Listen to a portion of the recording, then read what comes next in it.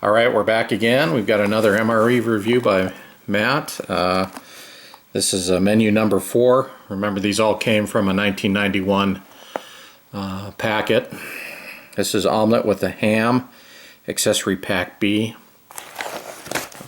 We'll go ahead and get this out and lay it all out for you, and then we'll give it a try. Okay, we opened this one up. It had some interesting surprises in here. The outer package said accessory packet B. We got an accessory packet C, which we'll open up here in a minute.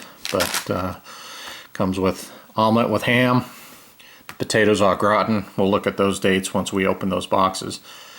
A beverage base powder grape, cocoa beverage powder, crackers, cheese spread.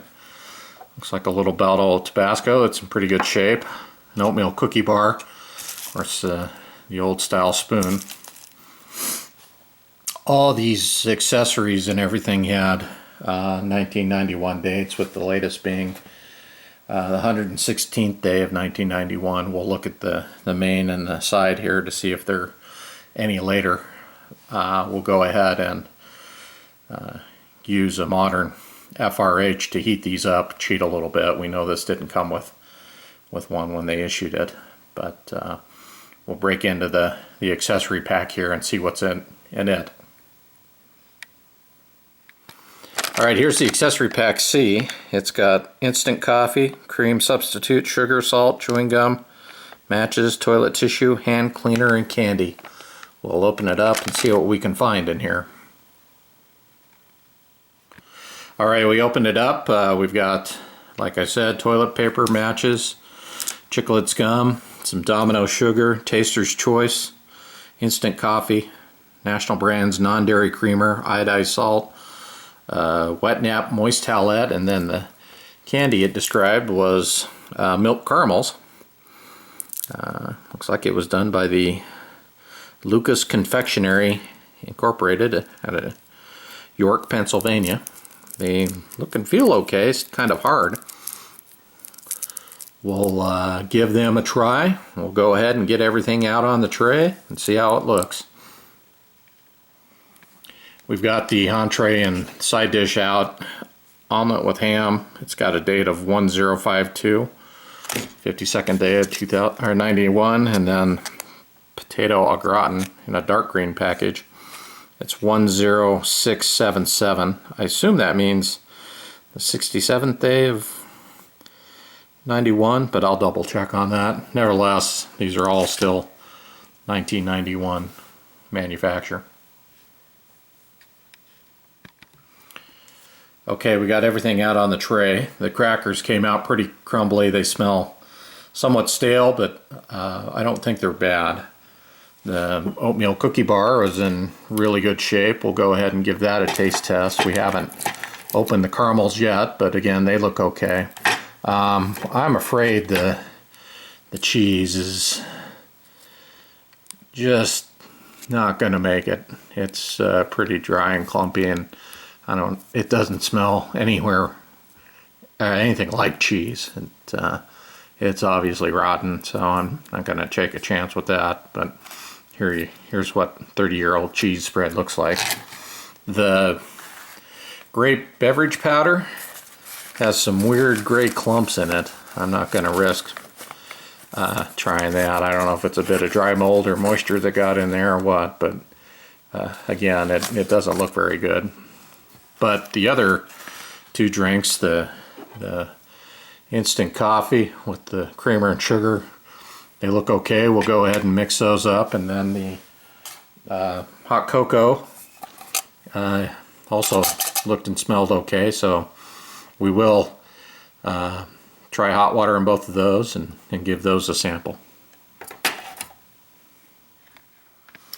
Okay, the main and side, the potatoes and the omelet have been in their FRH for about 10 minutes. They're somewhat warm.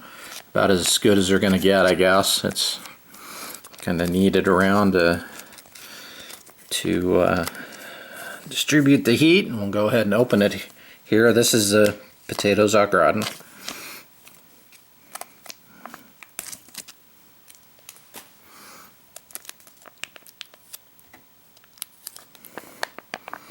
Okay. Sure, yeah, it's the potatoes. Get it out of here. It looks more like mashed potatoes than what I imagine potatoes au gratin, which is usually chunky, but maybe I'm wrong there. Maybe this was more of a mashed potato type style. Oh, there we go. Next we'll get the omelet out. Now we have the omelet. It's been cooking also for about 10 minutes in the same FRH as the potatoes. This is the real scary part now. Oh, it kind of tore there. Oh, okay. It looks to have about the same consistency as the cheese. There's some juice pouring out of the sack. It's coming out and basically a big patty. There's some stuff in the bottom, but it's just more of the same. I don't know if I'm going to force the rest of that out. We've got plenty on there.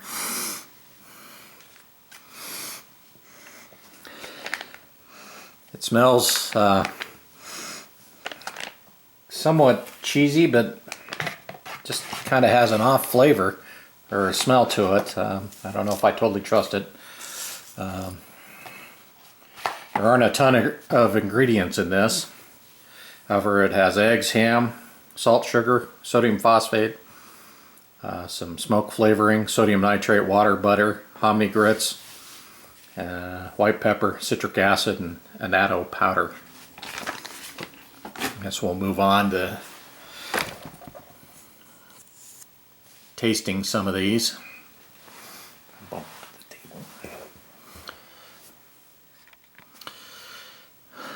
Okay, first we'll taste the hot cocoa. It looks to have mixed up pretty well and didn't appear to be bad, or it had a decent hot cocoa smell to it. It's nice and hot.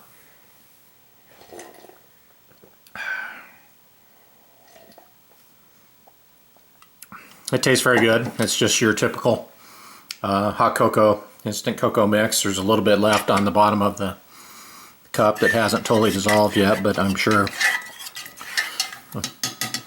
stirring or even more hot water, it'll completely mix up, but it's totally fine. We'll move on to the coffee. Try that.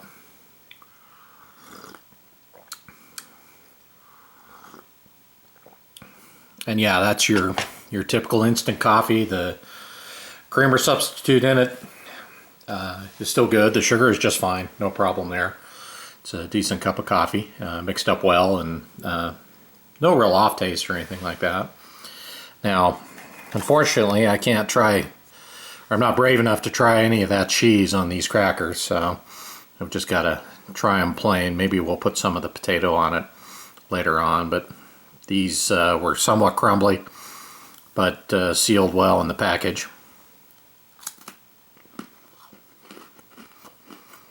They taste very dry. They're the unsalted type crackers, so they're very plain with a more floury taste as opposed to a saltine or anything like that.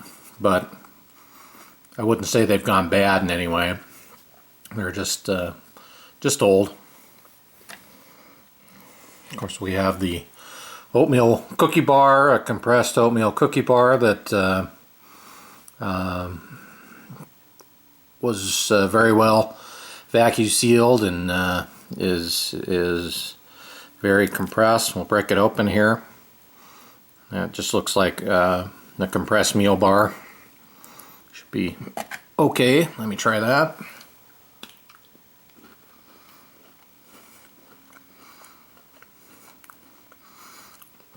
It's good, but dry. Has a sweet oatmeal flavor to it.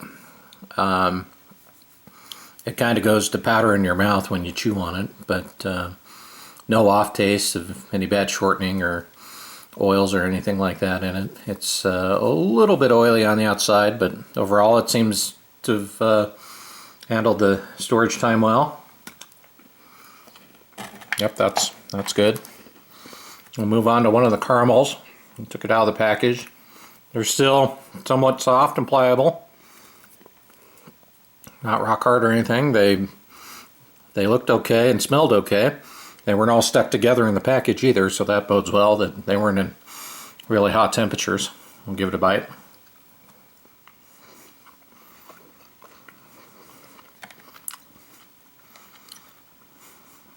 Huh.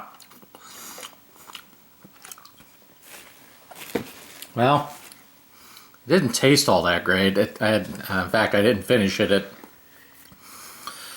If it truly is a milk caramel, I think the milk in it has gone bad. Almost a kind of a moldy flavor, or I don't know, kind of like mouthwash taste in the back of my mouth with hints of caramel and yuck. So I don't think I'll be eating the rest of those. I had high hopes for that, but apparently those are a no-go. Now we'll move on to the scariest part of this meal, and that's the entree and the side here, the potatoes au gratin. The potatoes are entirely mushy. There may be, no, there are some chunked or cubed potatoes contained in here. Oh, there's a good example. But it's mostly mashed potatoes, and I can't tell if there's any ham in here or not. Let me look at the ingredient list. It's supposed to have dehydrofrozen potatoes, dehydrated cheddar cheese, margarine, powdered vegetable shortening, modified food starch, salt, onion powder, white pepper, and annatto. As far as so there shouldn't be anything else in there. I'm a little concerned about the shortening and the cheese, since the cheese spread was bad, but how about we start with a smaller spoon? It's a very strong cheese smell that verges on a almost a Limburger type cheese. I wouldn't call it a good cheese, but we'll have a taste.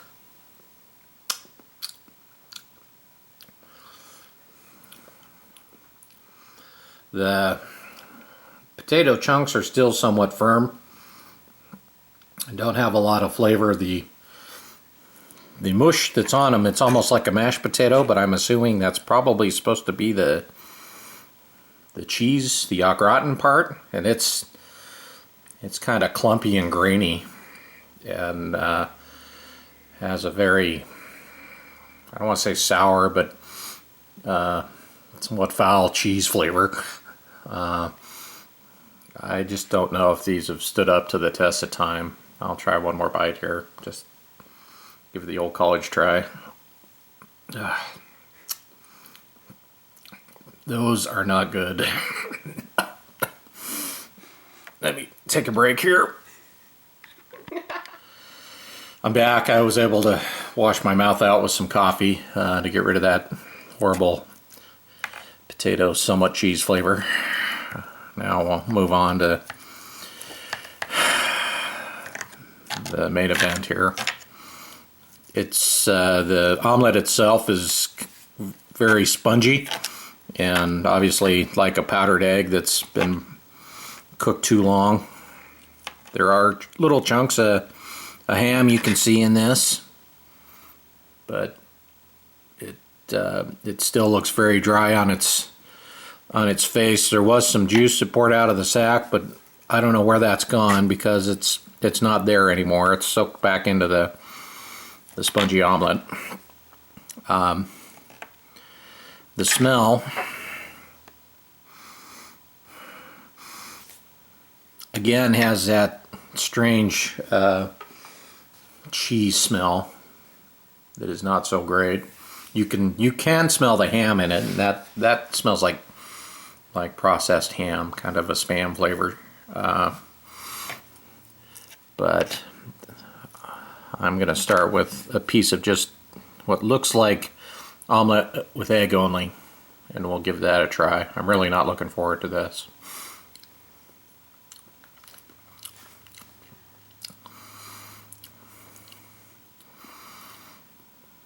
Well, the initial taste is kind of a cheesy egg flavor.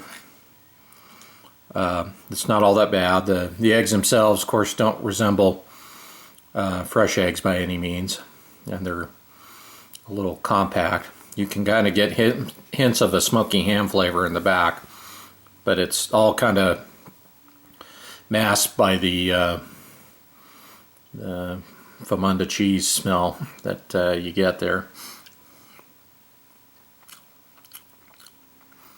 That's a bigger bite with some of the ham in it. It's not all that salty, which is kind of strange. You would expect something like this to be high in sodium. They don't put the content and nutritional values on these old ones, so I don't know how much salt is in these, but obviously not enough. We're gonna go ahead and try some of that here, but I wanted to try a bit with ham just to see how that changes things.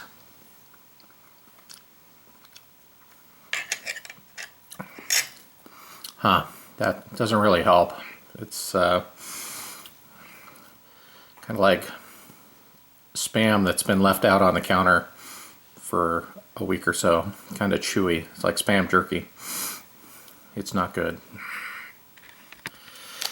Let's see if we can maybe spice this up. I've got a little bit of the salt, and of course we've got the Tabasco that survived, which I was happy to see that some of these that we've opened, all the liquid's been gone, or they've turned a very dark color. So we'll put a healthy amount of this on there, see if that'll mask the bad flavor. I'll try just a bit that had the salt. See if just the salt by itself improved it.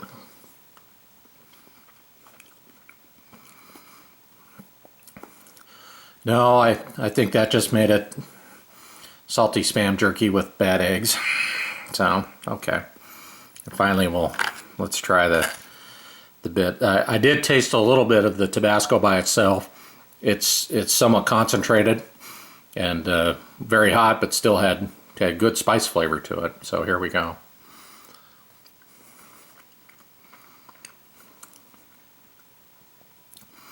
Well, fortunately, the Tabasco covers the horrible flavor of the omelet, but it's kind of created a burning in the back of my throat, and I don't know if that's bad Tabasco or good Tabasco burning. I guess we'll find out in a couple hours.